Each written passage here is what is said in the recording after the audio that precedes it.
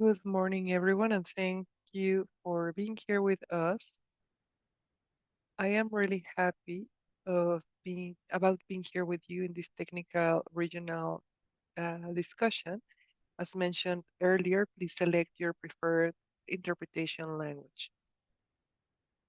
And also, I would like to thank Albina, our speaker for today.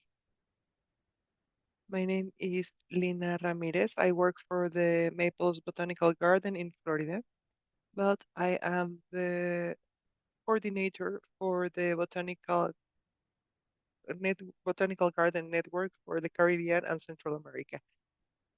Before beginning our technical discussion, I would like to mention some ground rules. Please mute your microphone when not speaking so that Albina has the opportunity to talk freely without interruptions. Also, when it comes to the Q&A part of the talk, please raise your hand to ask questions or ask questions through the chat if for any reason your microphone isn't working. So now to start our presentation for today. Today we have Albina López with us. She is a biologist at the Botanical Garden of the University of San Carlos of Guatemala, second USAC. She leads scientific research and promotes accessibility by organizing inclusive experiences for people with hearing disabilities. She is also the director of Sordos Latinos, an NGO that creates job opportunities and projects for the community with hearing disabilities. Today, she will be sharing with us about botanical gardens and disability and how gardens can be designed to be more accessible. This talk on accessibility in botanical gardens is aligned with Goal 3 of the Plant Conservation Strategy for the Caribbean region. And you know that each TED Talk is connected to our strategy and a goal that as a network we created together. So this is aligned with Goal 3, which promotes inclusive public participation in plant conservation, and it also supports Goal 4 by strengthening the capacity of gardens to provide accessible and equitable experiences. So now, please join me in welcoming Albina López.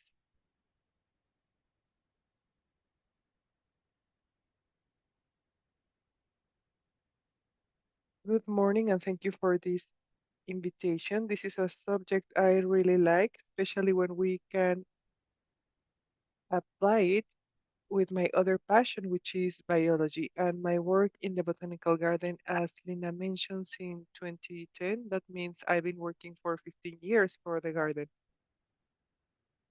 with a very interesting team that allows us working with other strategies to convert our spaces in accessible places. So today we'll talk about botanical gardens and disability, a subject that has become very popular lately. It wasn't this way in the past, especially so that people with disabilities have access to almost all spaces.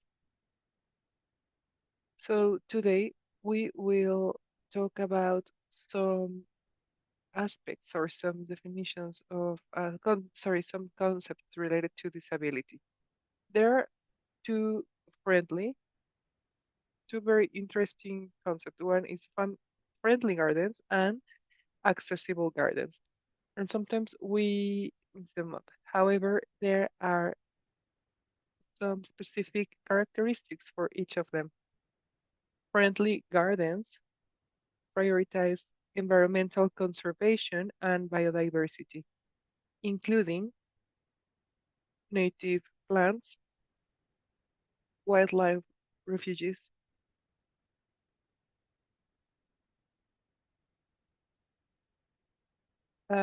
elimination, for example, some improvements for pollinators. Some of them are also implementing nests for migrating birds, and they also eliminate agrochemicals so that they become more friendly. They foster environmental awareness and education. I believe that every garden we see tries to include or to accomplish this. However, accessible gardens focus specifically on ensuring social inclusion by eliminating physical and sensory barriers. And here is where we talk about disabilities. But to understand how to do this in a better way, we need to start with the most basic concept. What is a disability? A few years ago, this concept was focused on the individual, a person with a disability, a person with a problem. Sometimes we used to hear expressions like that, but in reality, the UN and some health organizations started working on a definition and concluded that a disability doesn't have to do with a person, it has to do with the environment that surrounds a person. If we have barriers for the person, then that's where the disability lies. So those with visual disabilities move around. If a person has a visual disability but they don't have the barriers, then the disability goes away. The same thing happens with those with hearing or physical disabilities. If they access a place and all those barriers, what we know today as reasonable adjustments, are eliminated, then that person won't deal with a disability. So we need to make it clear that in the end, in the case of botanical gardens, we are the ones who create or eliminate disabilities. A person, according to their deficiencies, sensory or other types of deficiencies, face some barriers, then that's where a disability starts. There's a term, I mean, there's lots of terminology around disability. And sometimes due to lack of information, we are not using the right term. And that's one of the first steps that we need to cover as botanical gardens. We say, oh, that's a disabled person. And that's something completely inappropriate and inaccurate. A person has a disability depending on the place where he or she interacts. So a person who can't hear, we call them a person with hearing disabilities or deaf. And that's, if you call deaf a person with this disability, for them is not an offense. A person with visual issues, we call a person with visual disabilities.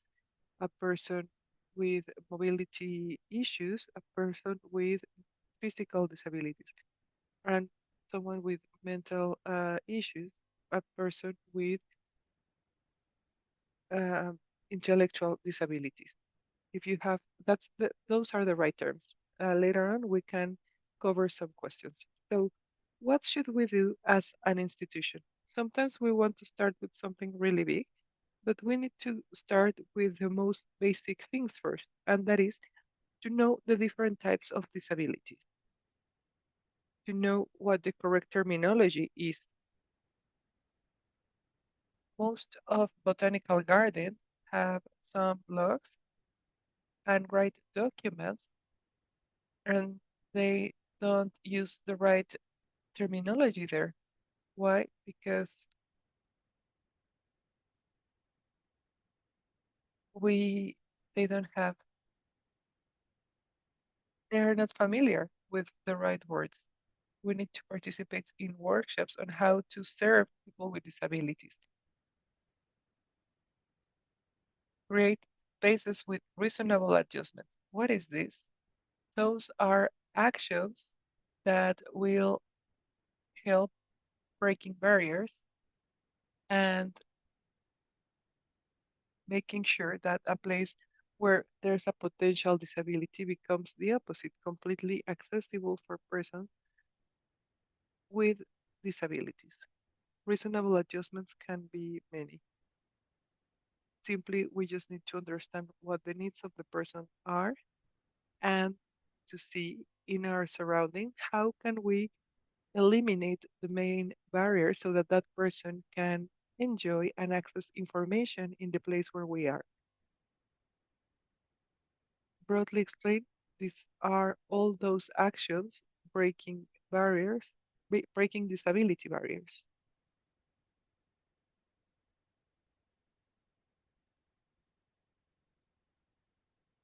Let's talk about some examples. For visual impairments, what is reasonable adjustments? Using information in Braille, sensory information, remove obstacles on walkways. We'll see some examples too.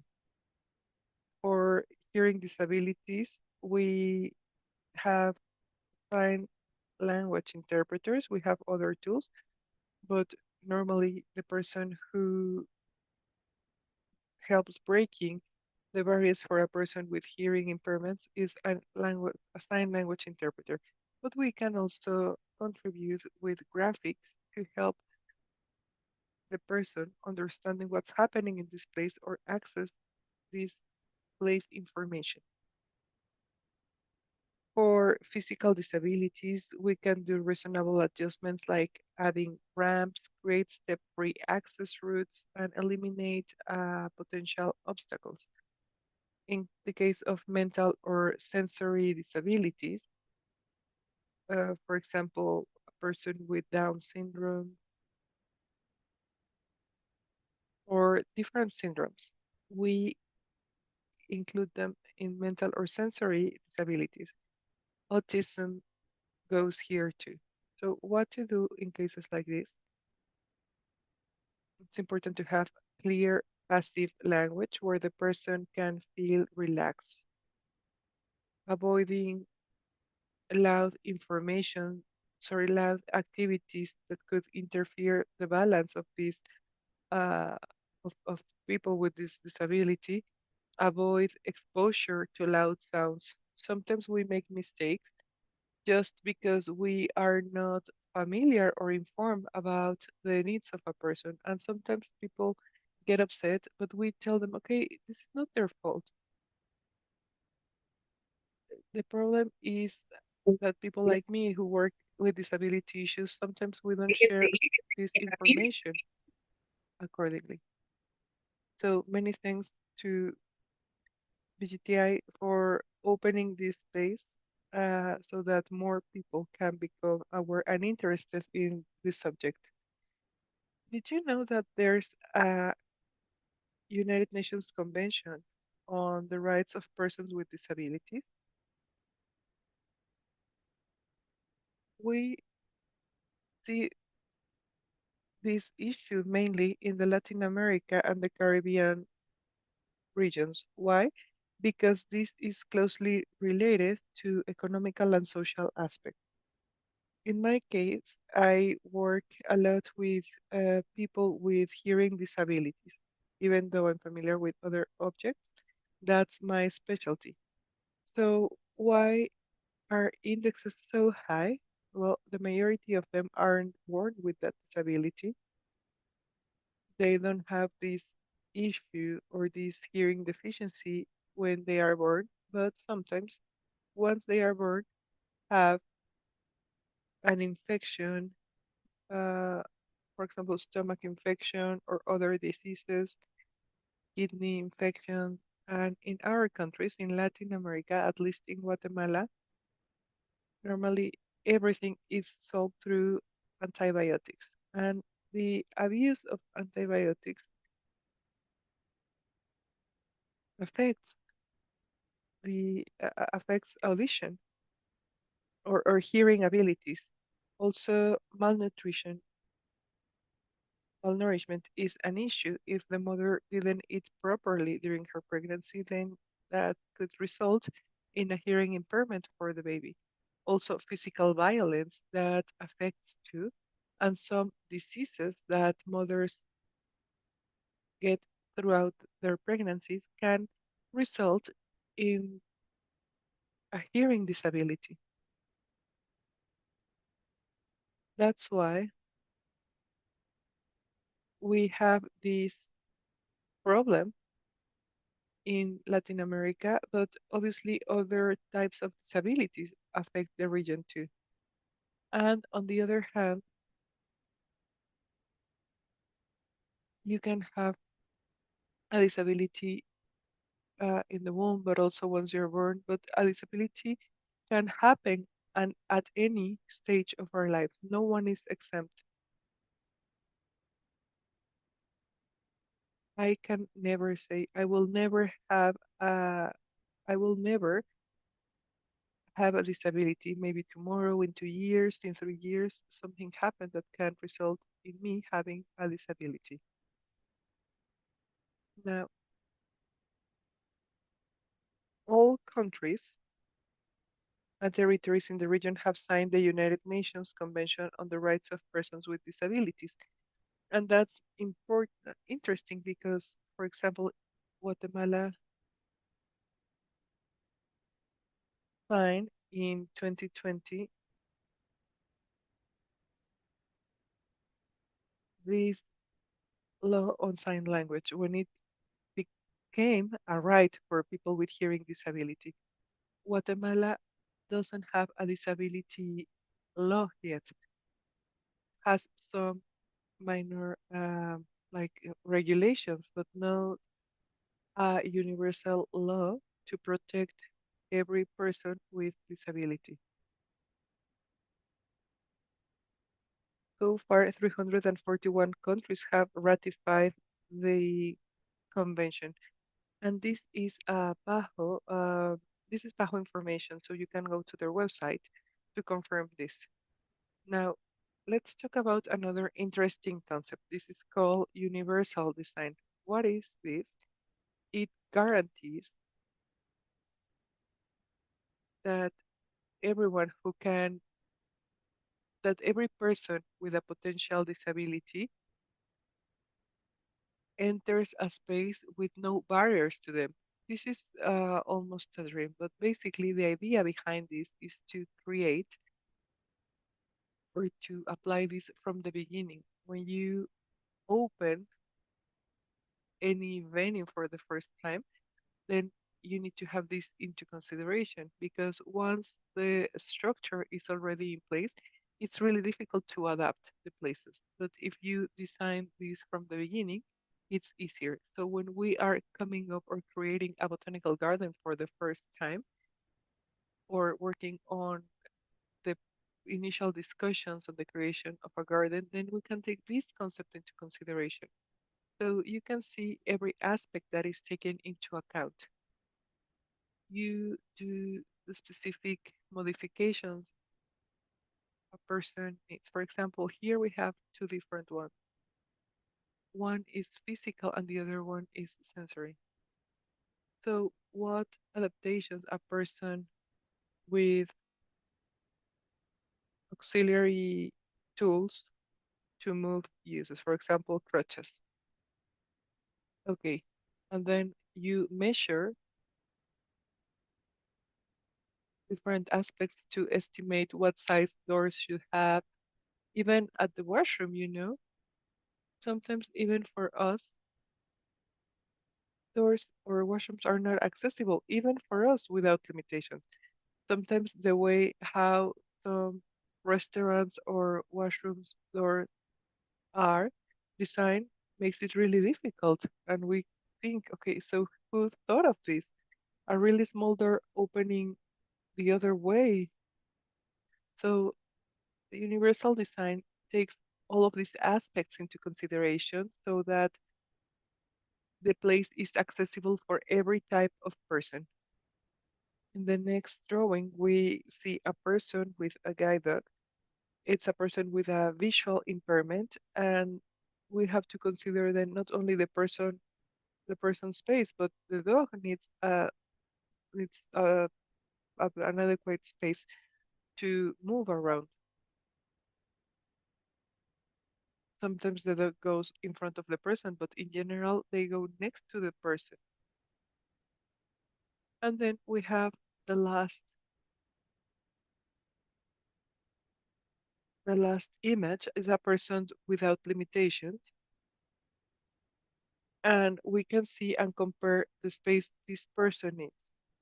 So this universal design guarantees from the conception of a place that every person has uh, has access with no barriers to a particular space. Here we have another example, a person with a cane, for example, how much space the person and his or her cane needs. So we measure this in different angles, sideways from the front, and we use panoramic view too. So let's take all these aspects into consideration when we first start working on the opening of a recreational space like botanical gardens. So you can see this, for example, park, how far the tree branches reach. This is something we have to consider. If there's a person with mobility issues, where do we put or how tall are the branches are? And from this, then we come up with different policies and procedure guidelines for the inside of a garden. And then we also need to think of the type of flooring we use, the type of ramps, texture.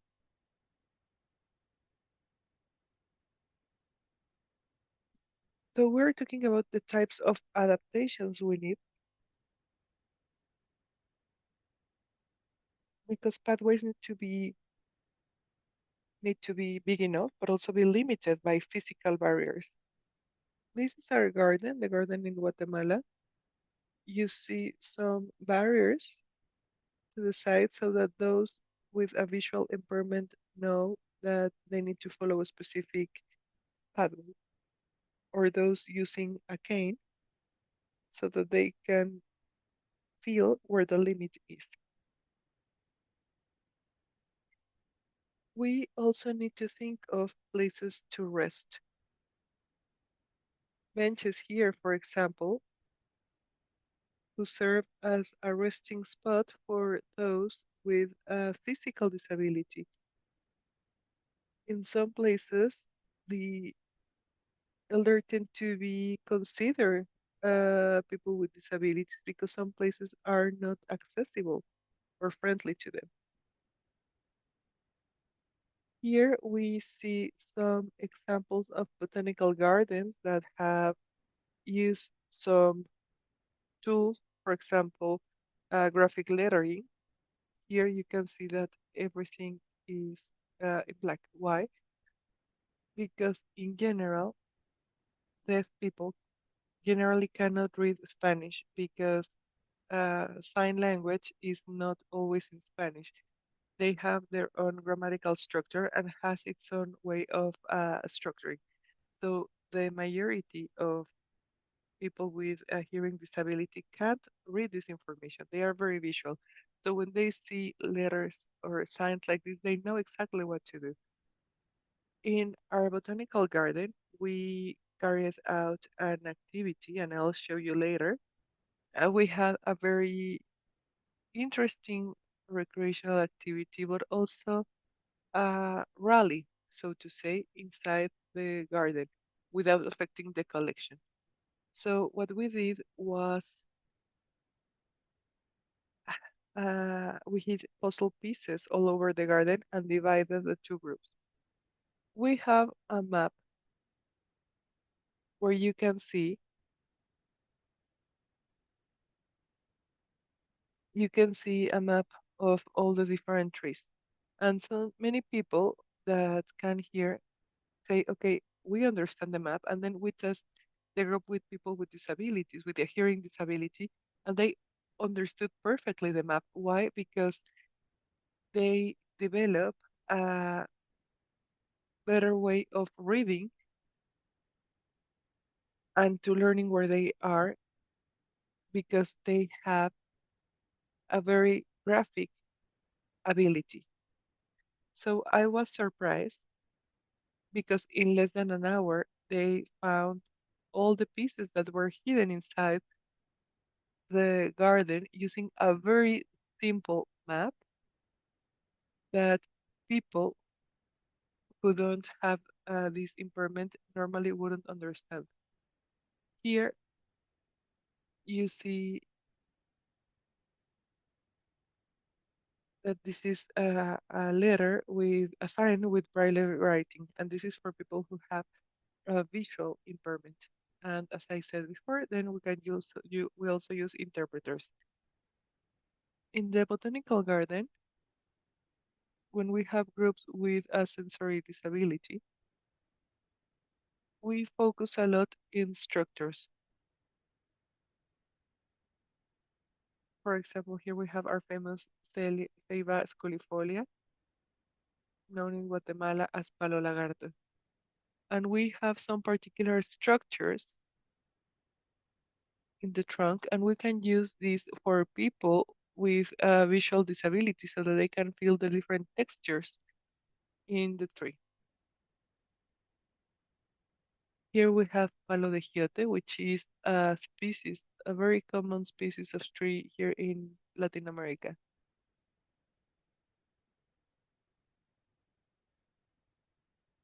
And here we know that the bark is removable. So it doesn't happen if we extract a piece of this bark and then give the person the opportunity to touch this type of bark. This is very important, both for people with visual and hearing impairments, because they are very sensorial. Here we have a pine tree, and I love this, and this is another tool we frequently use in the garden. So this is the activity I mentioned, and we did a type of therapy called sensorial bath. This was something that seemed crazy in the beginning because basically how did we include um, hearing impairment people into forest bathing therapy, but they had a very simple solution. I was interpreting the whole activity. I'm a sign language interpreter, and the majority of people you see here are people with a hearing disability. And we wanted to explore the benefits of a botanical garden to help them reach a state of calm. Why? Because they spend the majority of their lives in silence. Sometimes when we have a problem or we are stressed or we have lots of work, different situations, how do we calm our mind? Sometimes we just play music and use a headset, and that helps us changing our mindset. Our mindset changes once we hear a particular song, or even if we hear, for example, I really love a podcast, but they don't have that capacity. So they are embedded all the time in their own minds. So we can see how places like this help them reach a state of relaxation and how they manage to see things that we don't normally see in our gardens. The lady we see here, her name is Arsenia, and part of her therapy was to find an object that caught their attention in the garden.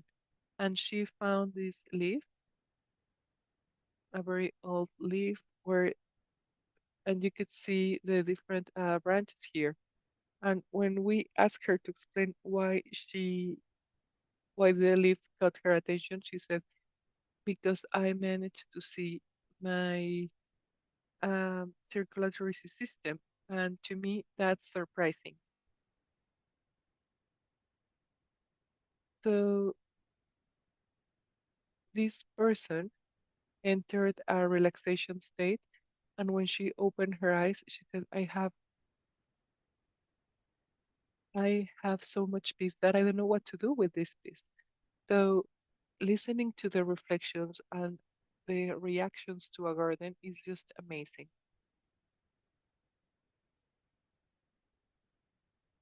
So here we can see a video.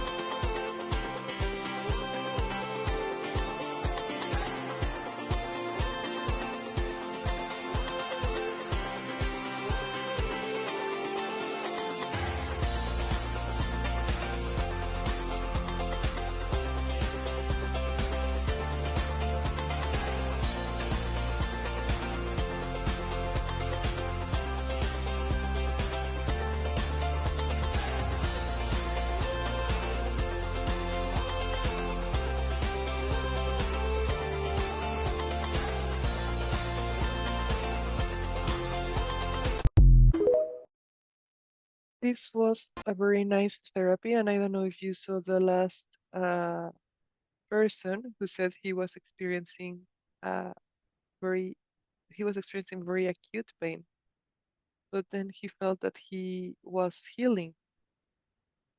So what was this pain? It was stress because they faced so many situations. So this person helped us feel something really interesting because Raul said, okay, so you need to go next to a tree and talk to the tree. So he said, so how am I going to talk to a tree? And he was doing funny faces. So Raul, the therapist, said, just try it. Tell the tree how you feel like. So when this person finished the activity, he was really excited. He said, I was not listening to the tree, but I felt the positive energy the tree was giving. So it was impressive. Maybe you saw that some of them were just laying down. When we came back from this activity and we asked what was that, they said, I was able to see how lungs really are. They were comparing the branches of a tree and thinking about their own lungs.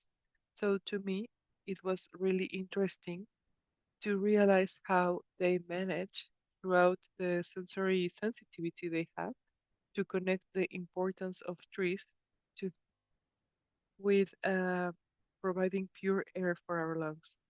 Sometimes us who don't have a disability can't see things like this, but people manage to do this, to accomplish this in botanical gardens, in those cultural spaces where we normally don't know how to include these groups, but when we do, we achieve amazing results.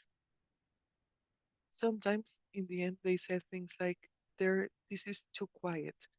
Okay, but they have a hearing disability, so how can they talk about silence if their lives are in silence?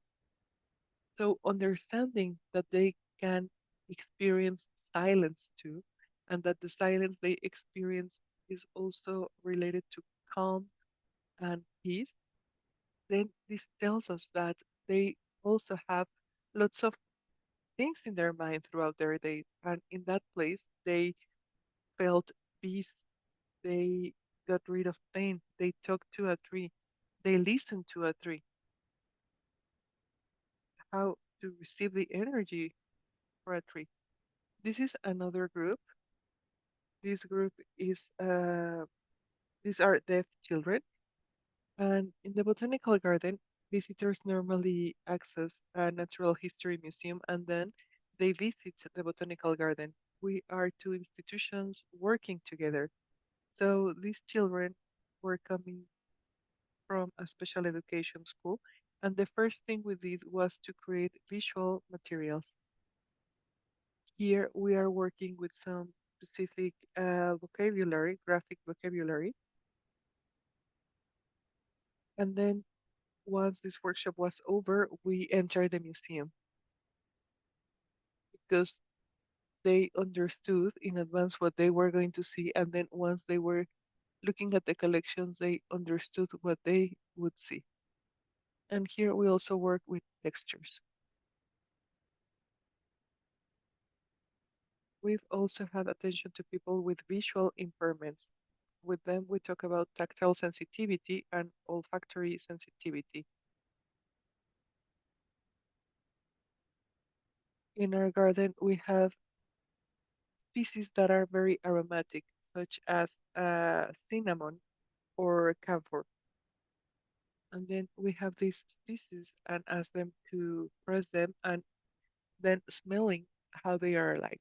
So anyway, this has been my presentation. I hope you enjoy it and I hope it was interesting. And if you have questions, well, we're here.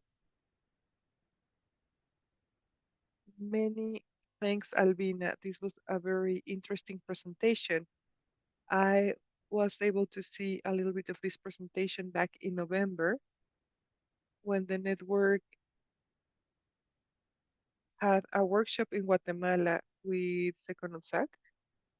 And I thought, okay, this is something that we need to share with our network because we need everyone to know the context and the impact of the work Albina in Guatemala is doing. Albina, when you were talking about the different stories, I I have some tears here. But thank you very much, Albina. The work you are doing is pretty amazing. Opening this space in the gardens for everyone. And this is something that us as gardens sometimes say we're doing, but I don't think we are doing it properly at the level that we need to do it. So this is an example on how we can redesign gardens so that they become a more inclusive or a truly inclusive space. So now if you have any questions, then you can raise your hand, just unmute and ask Albina directly and ask all the questions you have for her.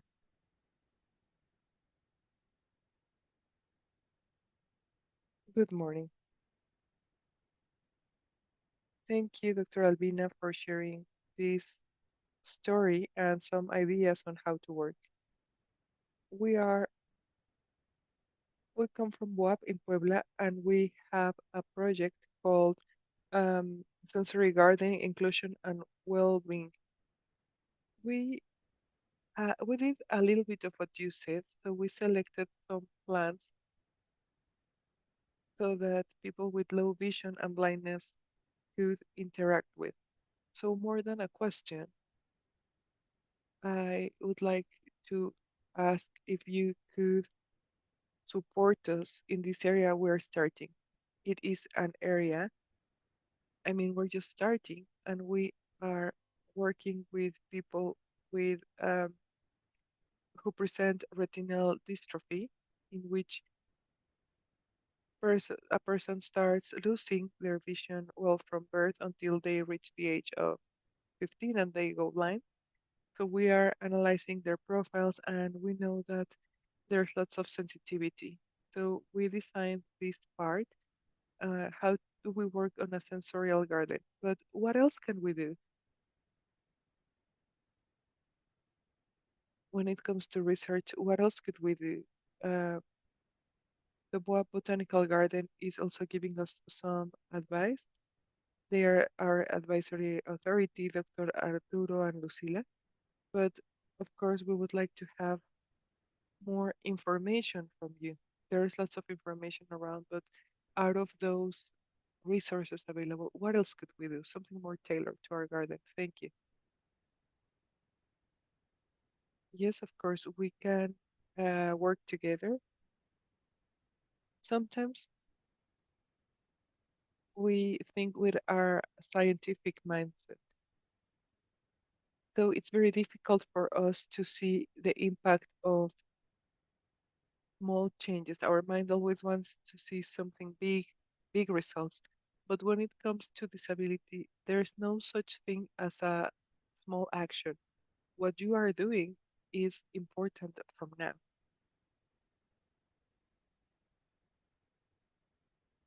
I think we have to analyze, first of all, what the results so far are and then move to the next steps.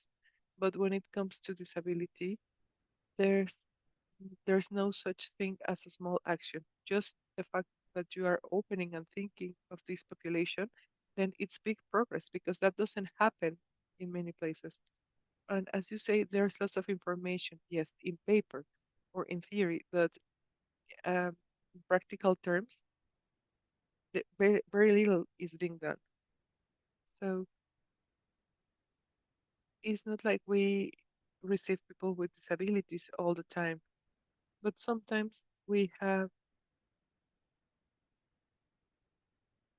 sometimes children from a school called Cipros come,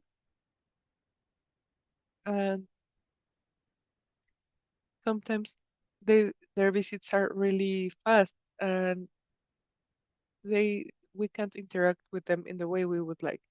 But what you are already doing, which is getting information, is already important enough because there is no documentation. In fact, for example, when someone asks, okay, so how many people with a hearing disability there are in Guatemala? I mean, we've been talking about 250,000 people, but that's a new, that information is a little bit new. And that's very important because when we can account for this person, then we can start working on policies. And of course, if we can support you, then we're more than happy. Okay, so there's another from the Havana Botanical Garden.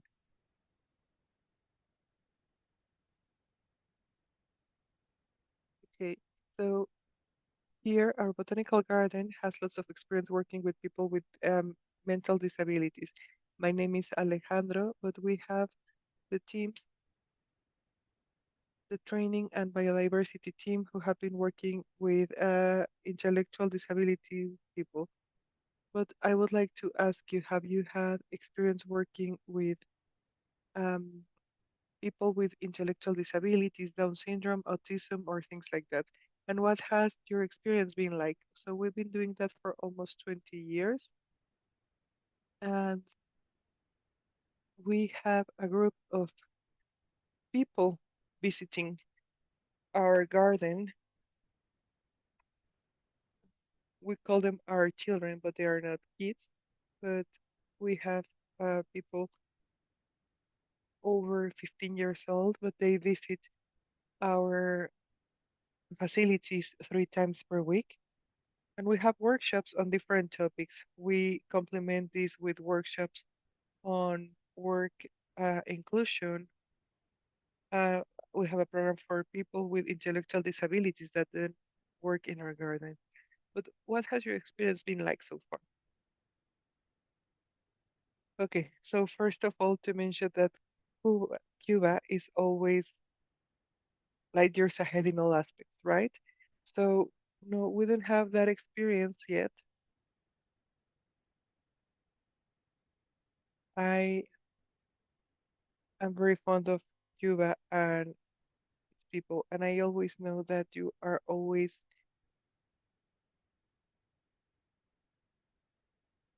are light years ahead. For many reasons, your resilience is unique, and that makes you having a vision that sometimes we don't. We don't have that experience yet, but I would like to understand more about what you are doing. Why? Because I work in the disability area, and sometimes we develop a vision of things perhaps others don't see. So when you enter the garden, and we have visitors with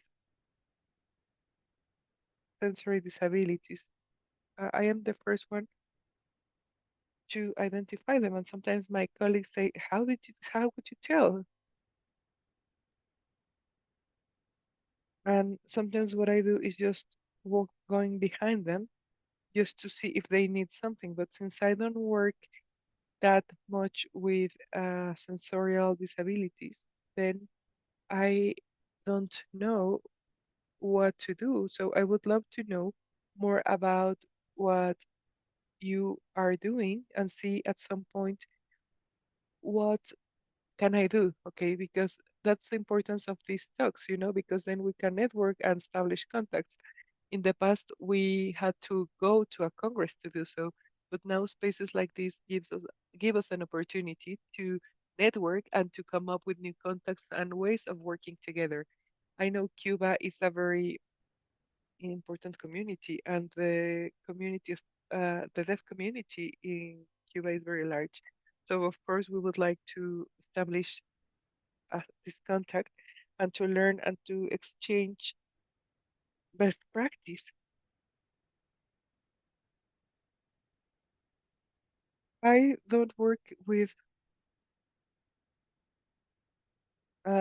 sensory disabilities so directly, sorry, physical disabilities, but I focus on hearing disabilities. So actually, I think that I could learn lots from you. Yes, so we are including Lisette's email in the chat, and she is the executive vice president who handles the program. So, of course, I believe, Lina, it would be very interesting to have a survey so that we understand which countries in Latin America have disability program. That's a subject, a World Congress of Botanical Gardens, and we realized that not many gardens have these programs. Some of them even have some inclusive interpretation program systems, which is where most almost everyone gets. But I think it would be very important to have information on regional programs focused on disability, and not only when it comes to inclusive interpretation, which could be a disability, but is not everything. The background is bigger than that, so we can do that to have more steady results. Thank you. Hi, Lina. Good morning. Greetings from Ecuador. My name is Santiago Bravo, and I have two questions. The first one, when we talk about infrastructure, as a botanical garden, we are specialized in working directly with scholars, and the majority of visitors don't have a mobile disability. Well, at least we don't haven't had cases, but we would like to do a friendly garden. So I wanted to ask, where should we start? Should we start with braille signage, with pictograms? Should all interpretative panels be translated into braille? Perhaps we should have, wheelchair, because sometimes the nature of our garden, then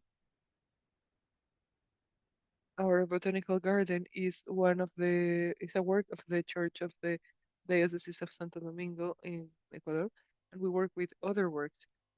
So we also work with nursing homes, which are elderly homes, but sometimes they don't come because we don't have wheelchairs for some activities. So what would be in terms of priorities? How should we start? And a second question, but okay, we could start with this one. Let's see. I am also nervous. I know that I am talking to experts in their areas, so I'm a little bit nervous, but I'm happy to talk about this subject. So, as I mentioned, we should start with getting to know the disability, understanding what's a disability and what the needs are. In an ideal world, basically, we would cover the entire botanical garden with braille signage, but that requires a lot of resources and that can be done immediately. But for example, starting with some spaces, then that's something, you know. There are some gardens, for example, that they don't have swings, that they have swings and they are adapted for children in a wheelchair. I don't know if you have seen them. They have those games or some like playgrounds that are adapted for wheelchairs. There are some CISOs adapted for kids with a physical disability. The problem is that we don't document. Sometimes we see this online because I carry out research, but yeah, in sometimes we want to start with big actions, but sometimes even if we start with doing something really small can have a great impact. I separately, I also work with the deaf community, and I tell them no, they are here just to find a space where they are accepted, where they feel part of a community. And in this process, helping them becoming part of a community, then we will talk about the gospel. But this also applies to other institutions. Sometimes we want to start with everything, but sometimes the first thing they want is just having a small space, even if it's with a small modification, which could be how we greet them. For example, the other day, no one had realized that there was a deaf lady in the garden. And when I saw her, I realized she was there. She was from El Salvador. They came from El Salvador. She was an older lady. And I asked her and say, so you are deaf? And her face was, her face lit up because for her it was really interesting seeing how someone could greet her in her own language.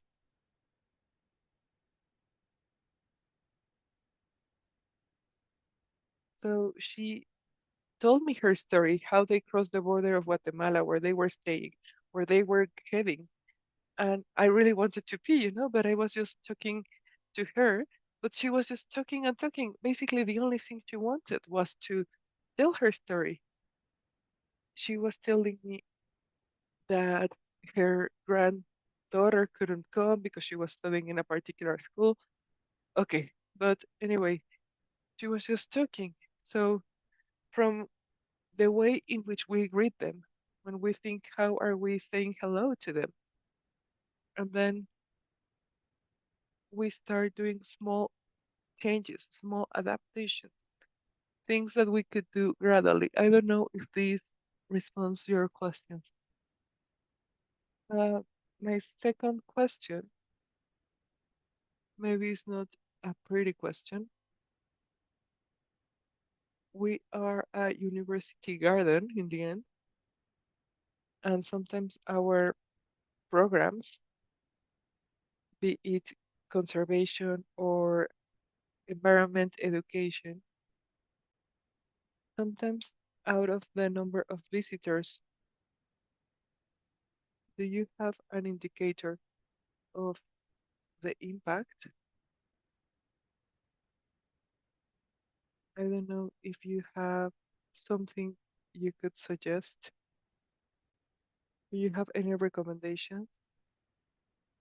Is there an indicator, a formula? But what are you doing in terms of the number of visitors? Like, do you have some data per year? So that's something very good, understanding how many persons with disability are here. But yes, we need to document this. And how do we do this? With follow-up communication.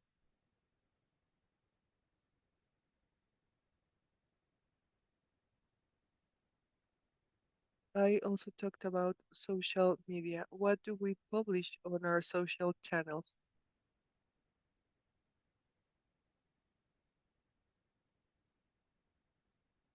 Sometimes we are very shy in terms of advertising our work, but for that video, of course, I documented the whole activity. I gave you a brief summary.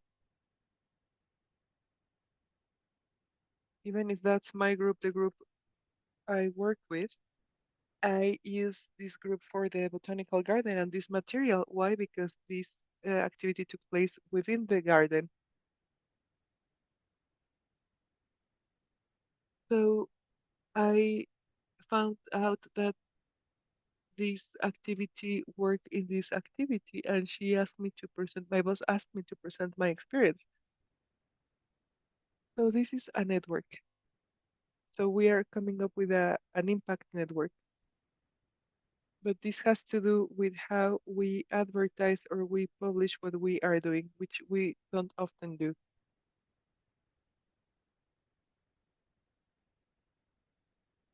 So you need to think of how many visitors you get and how you advertise this or how you document the impact natural areas like this could have. Then we also have some visitors books where we have data or we collect data of and feedback of visitors. And then from there, we can measure the impact of the different groups that visit us. Perhaps we could design a space where people could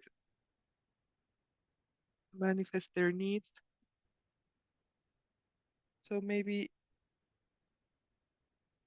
those going with them can see the benefit of including these visitors.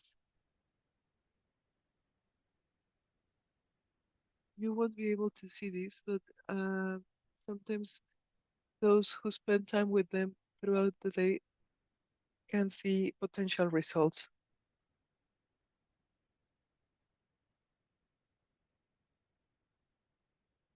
Why? Because of their context. So they are angry. Sometimes they're frustrated, in denial, they face rejection. So sometimes they don't display this conduct in the visit, but sometimes they, like their caregivers, mention the change in the behavior after the visit. And sometimes if they go back, they realize that they have some behavior improvements. Sometimes they say, okay, Albina, I don't know what to do. This person is really angry, irritated. And sometimes when they come back from their different activities, they say, okay, I don't know what happened, but the rage level is almost minimal now. But sometimes we don't see this until later. Thank you, Albina. I'll say this in English in a moment, ya que no tenemos la traducción. Quería compartir esta diapositiva. Vamos a tener una conferencia, yo sé, Albina, dijiste, qué bueno por el internet, no tenemos que ir a las conferencias, pero sí vamos a tener uno en nuestro próximo Puentes Botánicos, va a ser en abril de 2026 en la República Dominicana y estamos trabajando en coordinar un día de educación para dar el espacio para tener este tipo de conversación.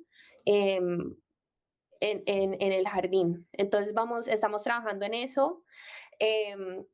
Si ya veo que hay conexiones que han formado en este espacio, entonces si quieren de pronto pensar en algún simposio que quieren tener durante la conferencia, empiecen a pensarlo ahora, me avisan y podemos hablar más. Voy a cambiar a inglés. Okay, in English, I wanted to thank you all for joining us and for sticking with us for now 13 minutes over time. Everything is being recorded as always, and so it'll be available on YouTube. I wanted to share the flyer for our Botanical Bridges conference for 2026, which will be in the Dominican Republic. We are currently in the early stages of coordinating what the conference will look like, but we are in talks of having a full day on education. And now I see that we have some relationships that are being established here in this space. So there might be a symposium that some of you might want to work together and submit an abstract for. Adicionalmente, quería compartirles este QR code para nuestra página de Puentes Botánicos. Ahí tenemos una página que se llama Recursos. Ahí pueden encontrar el enlace para las charlas técnicas en inglés y en español. Y también pueden encontrar la estrategia de conservación para el Caribe en inglés y en español. The second QR code that I'm sharing is directly to our Botanical Bridges website. There's a tab called Resources.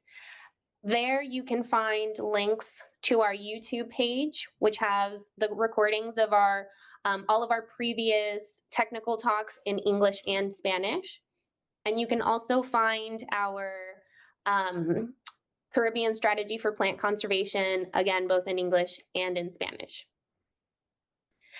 Y el último punto, ya que estamos a 15 minutos, el mes entrante, en mayo, vamos a abrir la aplicación para becas nuevamente con BGCI y para la red de jardines botánicos para el Caribe y Centroamérica, incluyendo a México.